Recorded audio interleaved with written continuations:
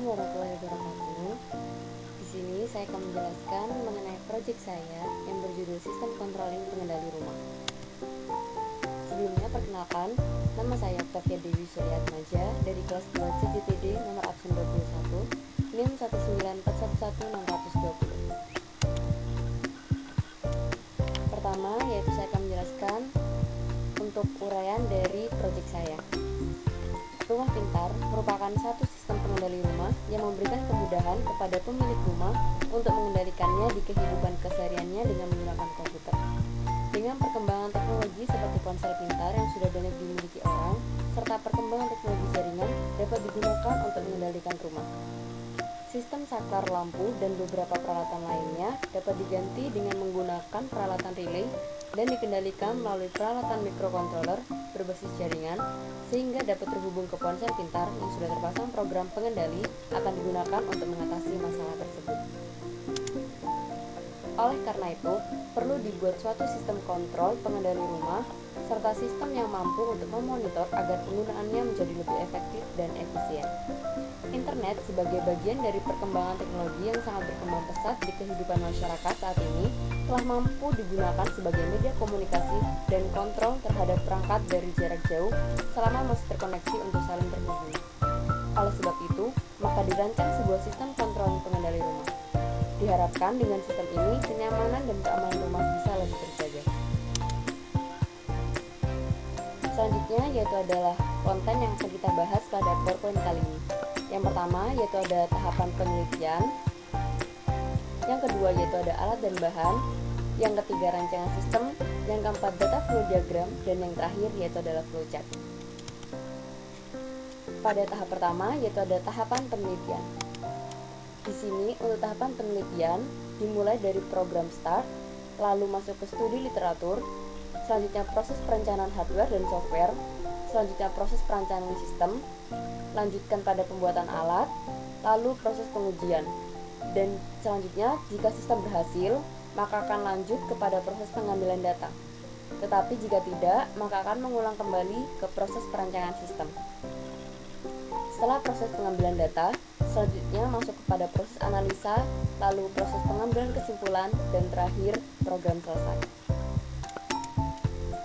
Oke, tahapan pertama, yaitu melakukan studi literatur pada jurnal-jurnal referensi yang pernah diterbitkan oleh berbagai sumber dan melakukan observasi permasalahan di lapangan dan menentukan objek dan parameter permasalahan. Tahapan kedua, yaitu melakukan perencanaan terhadap hardware dan software yang akan digunakan. Perencanaan tersebut mencakup pembuatan miniatur dan perancangan sistem aplikasi monitoring pada smartphone. Tahapan ketiga, yaitu melakukan perancangan sistem. Perancangan sistem meliputi perancangan posisi perangkat pada rumah yang terdiri dari pintu, lampu, dan kipas. Pada tahap 3 ini akan dibuat langkah-langkah kerja dari pembuatan alat. Tahapan keempat, yaitu melakukan pembuatan alat, mengimplementasikan sistem sesuai dengan rancangan sistem yang dibuat. Tahapan kelima, yaitu melakukan pengujian sistem dengan melihat apakah sistem sudah bisa digunakan dan sesuai dengan parameter yang akan diuji, yaitu parameter gerak, cahaya, dan suhu. Apabila hasil dari pengujian alat sudah sesuai dengan rancangan, maka langkah selanjutnya akan dilakukan pengambilan data. Tahapan keenam, dilakukan pengambilan data. Data yang diambil berdasarkan pada parameter yang akan digunakan. Tahapan ketujuh, yaitu melakukan analisa dari data-data yang diperoleh pada saat pengujian alat. Dan tahapan yang terakhir, yaitu tahapan ke-8, yaitu membuat kesimpulan berdasarkan data analisa yang didapatkan. Slide selanjutnya, yaitu adalah alat dan bahan. Di sini, untuk alat, yaitu ada hardware dan juga ada software. Untuk hardware, yang pertama saya menggunakan Node MCU S8266 sebagai microcontroller untuk mengolah data. Dan selanjutnya saya juga menggunakan BEMUS Dewan R1 sebagai microcontroller untuk mengolah data. Lalu terdapat sensor DHT11 sebagai sensor suhu untuk mengukur suhu pada rumah. Yang keempat yaitu ada kipas DC 12 volt sebagai pendingin di rumah. Yang kelima yaitu ada motor servo sebagai kunci pada rumah. Dan yang terakhir yaitu ada LED sebagai penerangan pada rumah. Selanjutnya pada software, yang pertama yaitu menggunakan aplikasi Arduino Uno sebagai aplikasi untuk membuat dan mengkompilasi kode program pada IS8266 dan juga BEMUS Dewan R1. Dan yang kedua yaitu ada aplikasi App Inventor yang akan digunakan sebagai platform website untuk membuat aplikasi Android. Next selanjutnya yaitu adalah perancangan sistem. Di sini untuk perancangan sistem terdapat 3 blok. Yang pertama ada blok masukan, yang kedua ada blok proses, dan ketiga adalah blok keluaran. Untuk blok masukan yaitu terdapat sensor DHT11, lalu untuk blok proses itu terdapat with app inventor, lalu microcontroller Node MCU ESP8266 dan juga microcontroller WeMOS Dewan R1. Lalu untuk blok keluaran terdapat 3 relay yang akan dihubungkan pada pintu, lampu, dan juga kipas dan dikendalikan melalui smartphone. Yang pertama yaitu adalah blok masukan. Pada blok input juga terdapat masukan berupa pembacaan sensor, yaitu sensor DHT11. Sensor DHT11 akan digunakan untuk mendeteksi suhu yang ada di ruangan untuk menyalakan kipas, di mana ketika suhu ruangan panas, kipas akan otomatis menyala, dan ketika suhu dingin, kipas akan otomatis mati. Selanjutnya yaitu adalah blok proses. Pada blok proses terdapat Node MCU ESP8266 dan WeMOS Dewan R1. Node MCU ESP8266 nantinya akan digunakan untuk memproses masukan atau pembacaan dari sensor yang selanjutnya akan mengirimkan data ke app inventor dan mengatur keluaran dari proses pembacaan sensor tersebut, yang kemudian ditampilkan pada smartphone. Lalu, untuk WeMOS Dewan R1 akan digunakan sebagai microcontroller untuk mengatur keluaran pada kipas. Pada sistem ini digunakan 2 microcontroller, di mana satu microcontroller digunakan untuk menghubungkan pintu dan lampu, dan satu microcontroller digunakan untuk mematikan atau menghidupkan kipas. Selanjutnya yaitu adalah blok keluaran. Terakhir, pada blok keluaran terdapat relay dan juga smartphone. Beberapa relay yang mengatur sistem controlling pengendali rumah. Pintu yang akan digunakan untuk pengaman rumah akan dikontrol menggunakan microcontroller ESP8266 dengan menggunakan button pada mid app inventor. Lalu, untuk lampu yang digunakan sebagai penerangan di dalam rumah akan dikontrol dengan microcontroller ESP8266 dengan menggunakan button pada mid app inventor. Dan kipas akan dikontrol dengan sensor DHT11 dengan mendeteksi suhu yang ada di dalam rumah.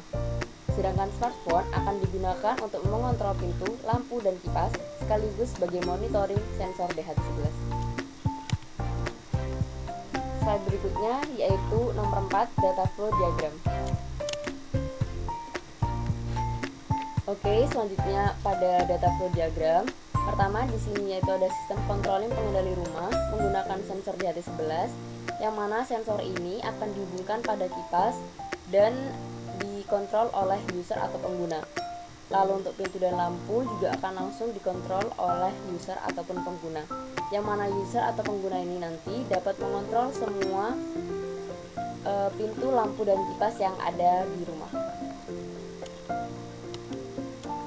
Oke, data flow diagram di atas menggambarkan mengenai aliran data antara user dan sistem. Sistem mengontrol kipas menggunakan sensor yang kemudian diterima oleh user.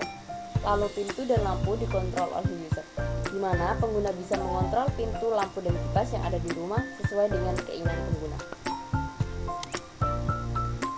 Yang terakhir yaitu adalah flowchart. Di sini untuk flowchart terdapat 3 bagian.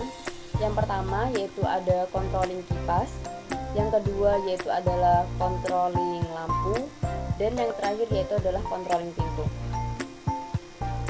Untuk controlling kipas itu dimulai dari start, lalu masuk ke proses menghubungkan ke WeMOS Dewan R1, lalu menghubungkan ke Wi-Fi. Jika sudah terhubung, maka akan langsung menginisialisasi sensor dari 11. Tapi jika tidak, maka inisialisasi gagal dan mengulang pada proses menghubungkan ke WeMOS Dewan R1. Jika inisialisasi sensor sudah berhasil, suhu nanti akan langsung mendeteksi. Dan jika suhunya itu lebih dari 20 derajat, maka kipas akan menyala dan LED akan menyala. Tapi jika tidak, maka kipas akan mati dan LED juga akan mati, maka program selesai. Lanjut, yaitu ada controlling lampu, dimulai dari program mulai, start, yaitu langsung proses menghubungkan ke ESP8266, dilanjutkan pada menghubungkan ke Wi-Fi, dan jika sudah terhubung, maka akan langsung terhubung pada mid app inventor. Tetapi jika tidak, maka inisialisasi gagal dan mengulang kembali pada proses menghubungkan ke ESP8266. Jika sudah berhasil terhubung pada mid app inventor, Selanjutnya, ketika button on atau off ditekan, maka lampu akan menyala atau mati sesuai dengan perintah pada button. Maka, diakhiri dengan program selesai.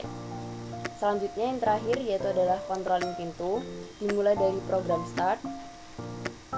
Selanjutnya masuk ke proses menghubungkan ke ESP8266, dilanjutkan ke proses penghubungan ke Wi-Fi.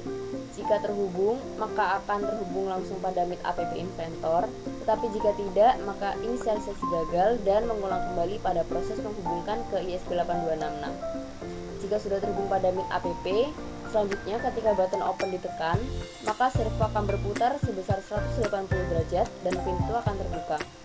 Tetapi ketika button close ditekan, maka servo akan berputar sebesar 45 derajat dan pintu akan tertutup. Program selesai.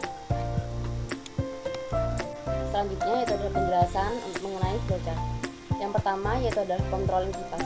Program diawali dengan mulai, selanjutnya menghubungkan ke WMOS Dewan R1, lalu dihubungkan ke Wi-Fi. Jika terhubung, maka dilanjutkan ke inisialisasi sensor dari 11. Jika tidak terhubung, maka inisialisasi gagal dan kembali ke inisialisasi WMOS Dewan R1. Untuk controlling kipas, jika suhu lebih dari 20 derajat Celcius, maka kipas akan menyala dan LED akan menyala.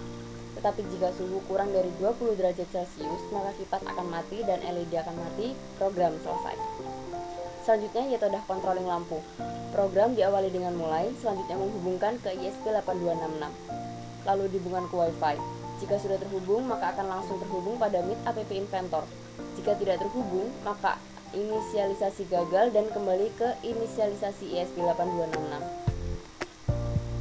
Selanjutnya, untuk memulai percobaan, maka kita harus menekan tombol button on atau off yang tersedia pada Meet App. Jika button on ditekan, maka lampu akan menyala.